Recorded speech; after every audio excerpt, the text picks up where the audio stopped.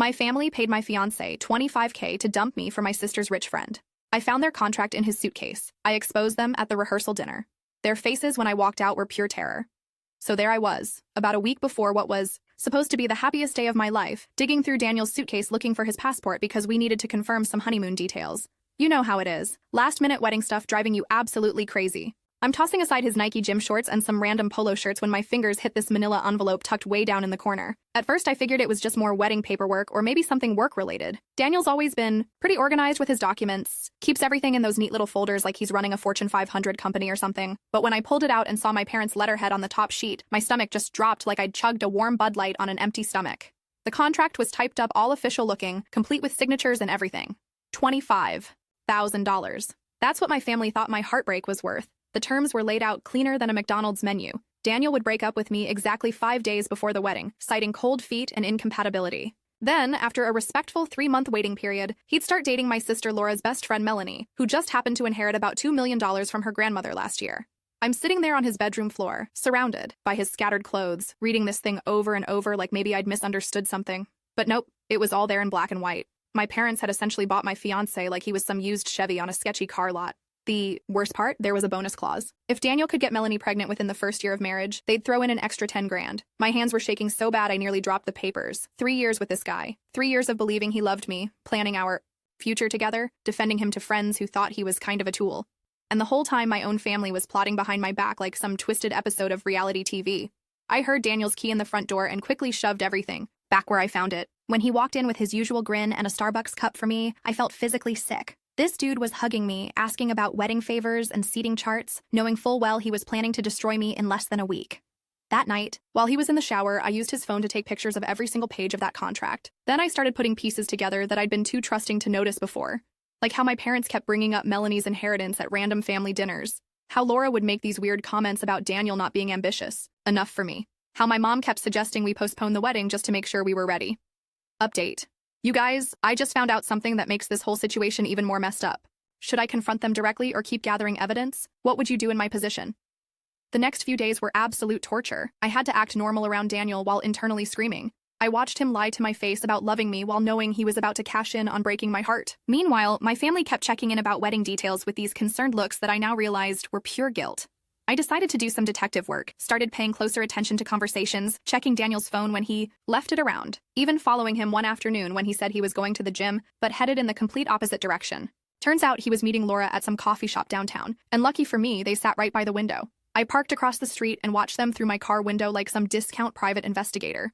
Laura was showing him photos, on her phone, probably pictures of Melanie, and they were both laughing about something. At one point, Daniel pulled out what looked like a small jewelry box, and Laura clapped her hands together like she'd just won the lottery. That's when it hit me. They weren't just planning to break my heart. They already had Melanie's engagement ring picked out. While I was stressed about place cards and flower arrangements, they were shopping for my replacement. I drove home and called in sick to work, then spent the entire day going through every text message, email, and social media post I could access. Found a whole group chat between Laura, my parents, and Daniel titled Project M. Subtle, right? The messages went back months, talking about timing, strategies for getting me to trust Daniel more, even discussions about what excuse he should use for the breakup. My mom had actually suggested he tell me I was too career-focused and that he wanted someone more family-oriented. My dad thought he should go with the classic "I'm not ready for marriage" line. Laura pushed for him to say we'd grown apart. They were literally workshopping my heartbreak like it was some marketing campaign. But here's the thing that really got me fired up. They kept talking about how this was best for everyone, and how I'd thank them later when I found someone more suitable. Like they were doing me some kind of favor by orchestrating the most humiliating betrayal possible. That's when I decided they wanted a show. I'd give them a show they'd never forget. I started with the practical stuff, called the wedding venue, and told them there might be complications, asked about their cancellation policy. Did the same with the caterer, the photographer, the florist, basically everyone who was expecting a big payday from our wedding. Most of them were super understanding when I explained there might be a last-minute issue with the groom. Then I got creative, made copies of everything I'd found and stored them in multiple places, uploaded photos to a cloud account, emailed copies to myself, even printed out hard copies and stashed them at my friend Maya's apartment. If they thought they could gaslight me later, they had another thing coming. The rehearsal dinner was scheduled for Thursday night at this fancy restaurant my parents had booked. About 50 people were supposed to be there, both families, wedding party, close friends, perfect audience for what I had planned. I spent Tuesday afternoon at Kinko's, putting together what I called my presentation, scanned every document, organized them chronologically, even added some nice transition slides with wedding-themed graphics. If Daniel wanted to humiliate me, I figured I might as well make it educational for everyone involved. Wednesday night, Daniel took me out for what he probably thought was our last romantic dinner together. We went to this Italian place where we'd had our first official date, and he was laying it on thick with the nostalgia and sweet talk. Kept telling me how much he loved me, how excited he was for our future together, how lucky he felt to have found his soulmate. I just smiled and nodded, occasionally reaching across the table to squeeze his hand. Inside, I was counting down the hours until I could watch his world implode. When he walked me to my car that night and kissed me goodbye, whispering that he couldn't wait to call me his wife, I actually had to bite my tongue to keep from laughing. Update. Tomorrow's the rehearsal dinner and I've got everything ready. Part of me is nervous about going through with this, but they deserve what's coming. Do you think I should warn any innocent people beforehand or just let it all play out?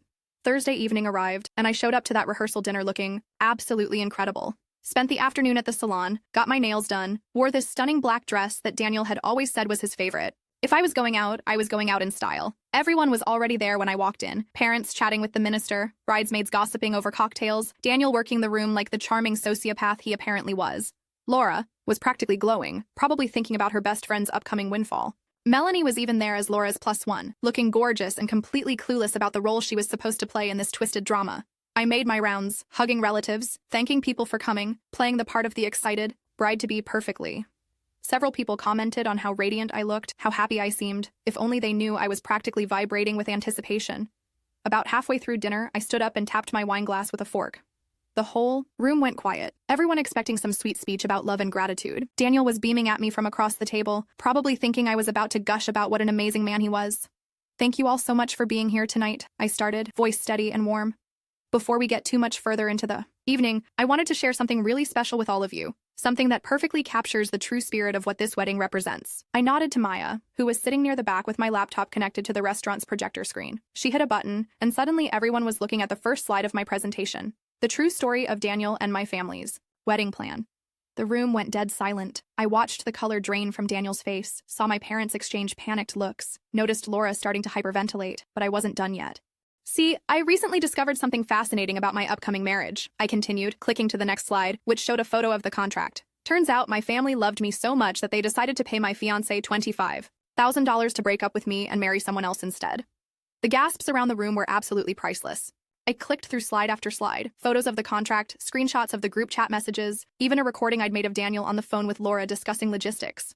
Maya had helped me figure out how to embed the audio file, and hearing Daniel's voice saying, "Don't worry, I'll break her heart gently," through the restaurant's sound system was pure poetry. Melanie literally stood up and walked out halfway through, her face burning red with embarrassment and rage. Can't say I blamed her. Finding out you're the consolation prize in someone else's family drama probably wasn't how she'd planned to spend her Thursday night. Laura was crying by this point, ugly sobbing into her napkin, while my mom kept frantically whispering, "Turn it off, turn it off." But Daniel just sat there looking like he'd been hit by a freight train carrying a cargo load of karma. When I got to the final slide, a photo of my plane ticket to Paris with "Thanks for setting me free" in big, cheerful letters, the room erupted. Some people were applauding, others were shouting questions, a few were taking pictures with their phones. My great-aunt Susan, who'd never liked my parents anyway, actually started slow clapping. I grabbed my purse and headed for the door, pausing, only to drop my engagement ring on Daniel's plate with a little clink that somehow managed to cut through all the chaos. "Consider this your final payment," I told him, loud enough for everyone to hear. "Though I think you'll find the return policy on this relationship is pretty strict." The last thing I saw before walking out was my dad trying to unplug the projector, while my mom chased after me, calling my name like maybe she could explain away a literal signed contract. But I was already in my Uber, heading home to grab my already packed suitcase and catch a red-eye flight to Charles de Gaulle. My phone started blowing up before I even made it to the airport. Daniel sent about 30 texts ranging from, "Please, let me explain," to "This is all a misunderstanding," to eventually, "You're ruining multiple people's lives over nothing." Laura tried calling me 17 times, leaving increasingly desperate voicemails about how sorry she was and how they only wanted what was best for me. My parents sent this long email about how disappointed they were in my dramatic overreaction and how I'd embarrassed the entire family. They actually had the nerve to say that I should have come to them privately instead of airing dirty laundry in front of everyone. Because apparently the problem wasn't that they'd literally bought my fiancé. It was that I'd had the audacity to tell people about it. But you know what? I blocked every single one of them before my plane even took off. I was done being their backup plan, their problem to solve, their disappointment to manage. For the first time in 29 years, I was choosing myself. Update, I've been in Paris for 6 months now, and my life has completely transformed. The people who betrayed me are dealing with some serious consequences, and I've never been happier. Want to know how this all turned out? Turns out publicly humiliating your entire family at what was supposed to be a wedding rehearsal has some pretty interesting long-term effects. Through friends back home and social media, I got to watch the whole aftermath unfold like the world's most satisfying soap opera. Daniel's reputation in our hometown was completely destroyed. Word spread fast about what he'd done, and suddenly, everyone who'd ever thought he was a stand-up guy realized they'd been fooled. He got fired from his job at the bank after his boss heard about the situation and decided that someone who'd take money to betray their fiancé probably wasn't trustworthy with other people's finances either. Melanie, who I actually felt bad for since she'd been just as manipulated as I had, ended up cutting off all contact with Laura and my family. She moved to Seattle and started fresh, apparently having learned that my family's idea of friendship involved using people as pawns in elaborate money schemes. Laura lost most of her friend group when the story got out. Turns out, when people discover you helped orchestrate your sister's heartbreak for financial gain, they start questioning your character in general. She ended up moving back in with my parents, which brings me to the next chapter of this revenge saga.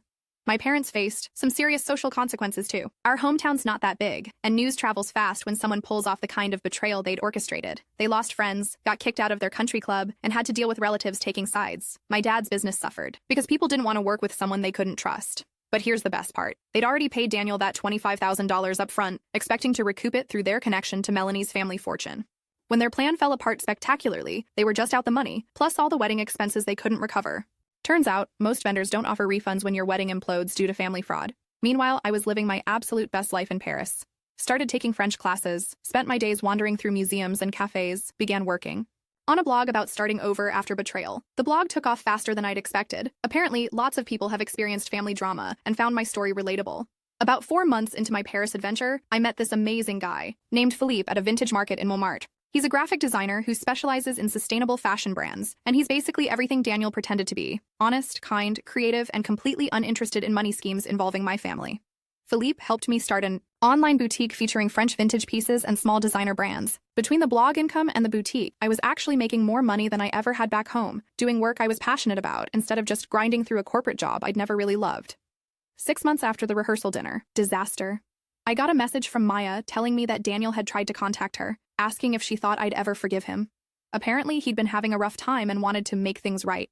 She told him that ship had sailed, sunk, and was currently serving as a reef for tropical fish somewhere in the Pacific Ocean. My parents made a few attempts to reach out through relatives, sending messages about how they missed me and wanted to work things out.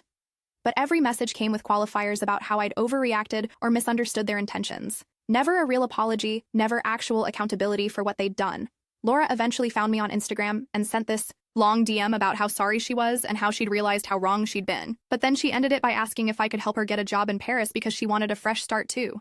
The audacity was actually impressive. Even her apology came with a request for a favor. I've built an incredible life here now. My French is getting pretty decent. I've got an amazing group of international friends, and Philippe and I are talking about moving in together soon. The blog has grown into this whole community of people who've overcome family betrayal and manipulation, and I get messages every day from people saying my story helped them recognize toxic patterns in their own lives. Sometimes I think about what would have happened if I'd never found that contract. I'd probably be married to Daniel right now, completely unaware that my entire life was built on a lie.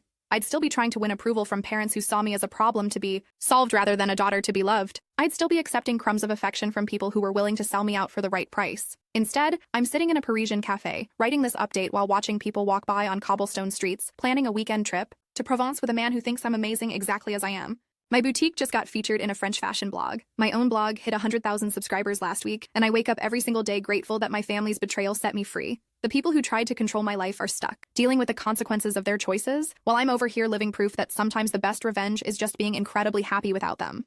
They thought they were teaching me a lesson about knowing my place, but instead they taught me something much more valuable, that I deserve so much better than anything they were ever willing to give me. And honestly, I've never been more grateful for a betrayal in my entire life.